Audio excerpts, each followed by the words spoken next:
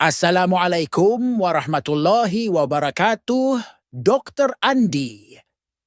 Nama saya Marwan, umur saya 71 tahun, tinggal di daerah Minahasa, Sulawesi Utara. Saya ini sebenarnya bukan orang yang gampang percaya.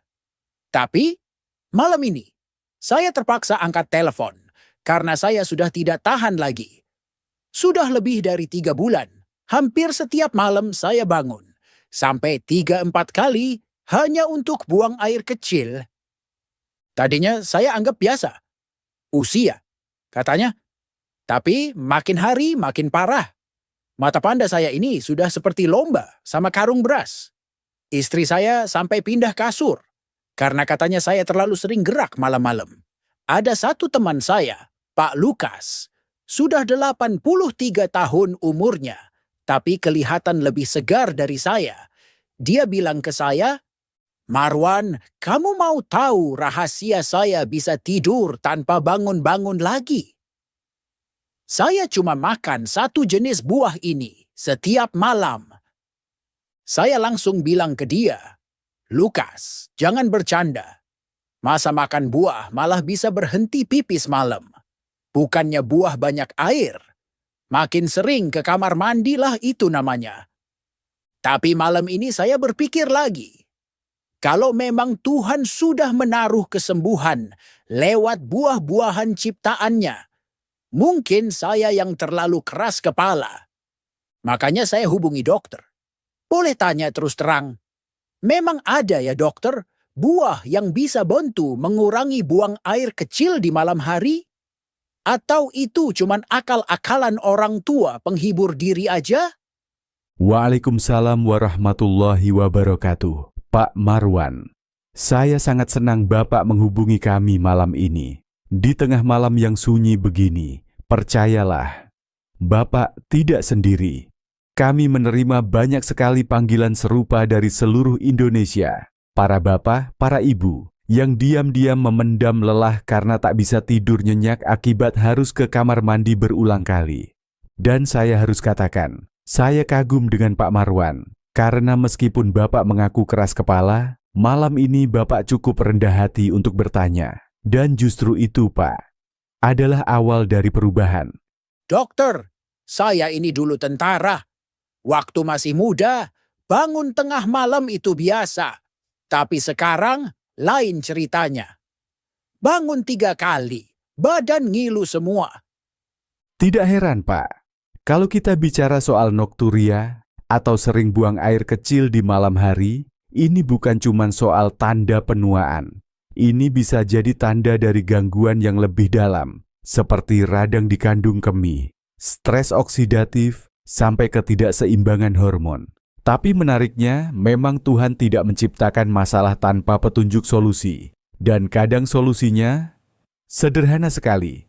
Contohnya, yang tak kalah menarik, saya ingin bertanya juga kepada para pendengar kita malam ini.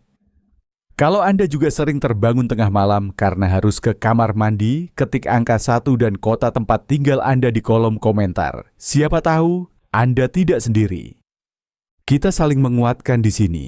Karena kesehatan lansia bukan hanya soal umur, tapi soal kualitas hidup yang kita perjuangkan bersama. Buah ini sering dijadikan pelengkap rujak, pelunak daging, bahkan hiasan kue tart. Jangan bilang nanas. Betul sekali, Pak. Nanas, atau dalam bahasa Latin ananas commosus, bukan cuma enak, tapi juga menyimpan enzim bromelain yang sangat unik.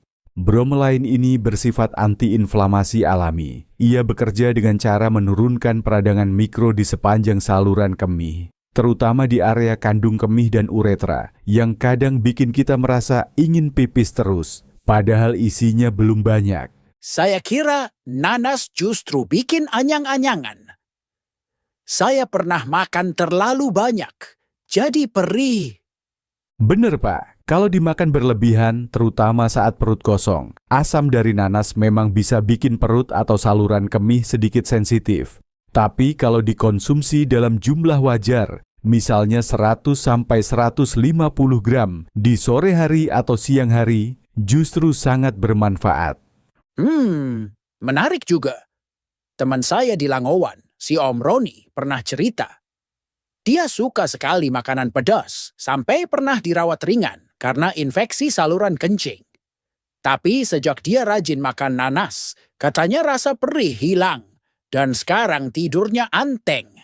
Nah, itu contoh nyata.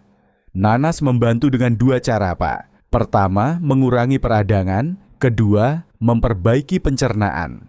Orang yang pencernaannya berat, terutama malam hari, akan cenderung menekan kandung kemih lebih cepat karena gas atau kembung. Dan itu bisa memicu kebutuhan buang air kecil lebih sering. Berarti pencernaan yang baik. Noise, kandung kemih yang lebih tenang. Tepat sekali, Pak. Lagi-lagi, ini salah satu bentuk kasih Tuhan, di mana satu buah bisa berdampak pada banyak sistem di tubuh. Itu sebabnya, saya selalu anjurkan nanas segar, bukan kalengan, dan lebih baik dikonsumsi sebelum jam 6 sore. Karena kalau malam justru bisa mengaktifkan efek diuretik. Saya suka yang logis, Dok. Dan ini mulai masuk akal. Tapi belum bikin saya takjub loh. Buah ini bukan hanya membantu kandung kemih, tapi juga hormon tidur. Tapi sebelum lanjut, saya ingin tanya dulu kepada para pendengar. Apakah Anda pernah mencoba makan nanas secara rutin? Tulis ya atau belum pernah di komentar, supaya kita tahu seberapa banyak yang sudah mencoba tips ini. Karena siapa tahu, pengalaman sederhana Anda bisa jadi inspirasi untuk orang lain. Pak Marwan, kita sudah bicara nanas yang menenangkan peradangan. Dokter, saya tidak menyangka obrolan malam ini bisa sejauh ini menyentuh saya. Saya pikir saya hanya akan bertanya sebentar, lalu kembali tidur sambil mengeluh. Tapi ternyata, saya malah merasa seperti mendapat harapan baru. Harapan bahwa saya tidak harus pasrah dengan keadaan, bahwa tidur nyenyak di usia 71 itu bukan mimpi, tapi mungkin. Mungkin saya hanya perlu sedikit percaya, sedikit mencoba, dan sedikit lebih terbuka pada hal-hal sederhana yang Tuhan sudah letakkan di sekeliling kita. Pak Marwan, dan untuk semua pendengar kami malam ini, saya ingin sampaikan satu hal penting.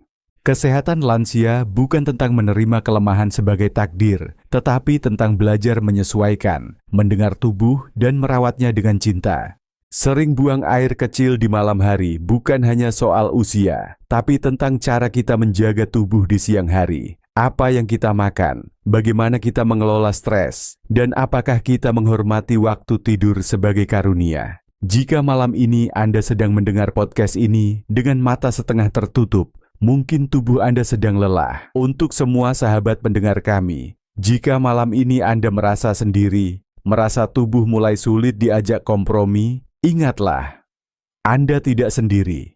Mari kita rawat tubuh ini dengan iman, ilmu, dan kesungguhan. Karena setiap langkah kecil hari ini adalah tabungan bagi masa depan. Tulis di komentar, saya mau jaga kesehatan lansia saya mulai malam ini. Jika Anda terinspirasi oleh obrolan ini, kita doakan satu sama lain, saling eratkan niat baik. Tapi satu hal lagi sebelum kita tutup, pesan penting sebagai dokter, informasi dalam podcast ini dibuat untuk tujuan edukasi dan inspirasi. Tapi ingatlah, setiap tubuh itu unik. Jika Anda mengalami gangguan kesehatan lansia secara terus-menerus atau gejala yang memburuk, jangan ragu untuk berkonsultasi langsung dengan dokter atau tenaga kesehatan terpercaya di wilayah Anda. Kesehatan lansia bukan sesuatu yang harus Anda perjuangkan sendiri. Kami di sini untuk membantu Anda malam ini dan setiap malam. Saya Dr. Andi, pamit dari konsultasi tengah malam. Semoga Tuhan memberkati tidur Anda dan membangunkan Anda dengan tubuh yang lebih kuat besok pagi. Wassalamualaikum warahmatullahi wabarakatuh.